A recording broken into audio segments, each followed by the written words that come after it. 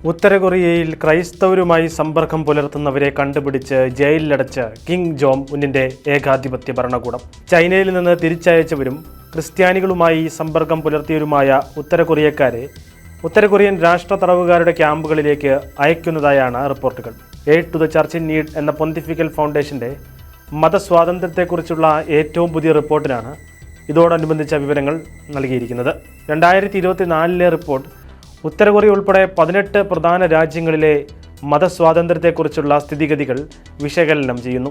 1948 മുതൽ കിം എന്ന സ്വേച്ഛാധിപതി ഭരിക്കുന്ന ഒരു കമ്മ്യൂണിസ്റ്റ് രാഷ്ട്രമാണ് ഉത്തര കൊറിയ. ഇവിടെ ക്രിസ്ത്യാനികളുടെ യഥാർത്ഥ എണ്ണമോ ഉത്തര കൊറിയയിലുള്ള അവരുടെ വിശ്വാസത്തിൻ്റെ വ്യാപ്തിയോ മനസ്സിലാക്കുന്നത് ഏറെ ബുദ്ധിമുട്ടേറിയ കാര്യമാണ്. കണക്കുകൾ പ്രകാരം ഉത്തര കൊറിയയിൽ ക്രൈസ്തവർ ഏകദേശം 0.38% മാത്രമേ ഉള്ളൂ.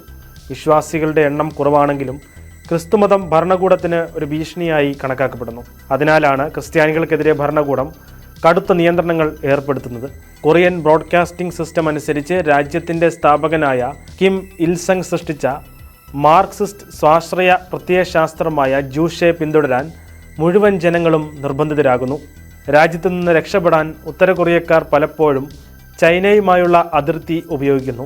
കർശന നിയന്ത്രണങ്ങളുള്ള ഈ അതിർത്തി കടക്കാൻ അവർക്ക് കഴിഞ്ഞാൽ ഒളിച്ചോടിയവർ കണ്ടെത്തപ്പെടാതെ മൂന്നാമത്തെ അതിർത്തിയിലെത്തണം. അവർ കൂടുതലും തായ്ലാൻഡ് ദക്ഷിണ കൊറിയൻ എംബസിയിൽ അഭയം തേടുകയും അവരെ ദക്ഷിണ കൊറിയയിലേക്ക് അയക്കുകയും ചെയ്യും. ലോകത്തിൽ ക്രിസ്ത്യാനികൾക്ക് ജീവിക്കാൻ ഏറ്റവും മോശം രാജ്യമാണ് ഉത്തര കൊറിയയെന്ന് പൊന്തിഫിക്കൽ ഫൗണ്ടേഷൻ പ്രസ്താവിക്കുന്നു.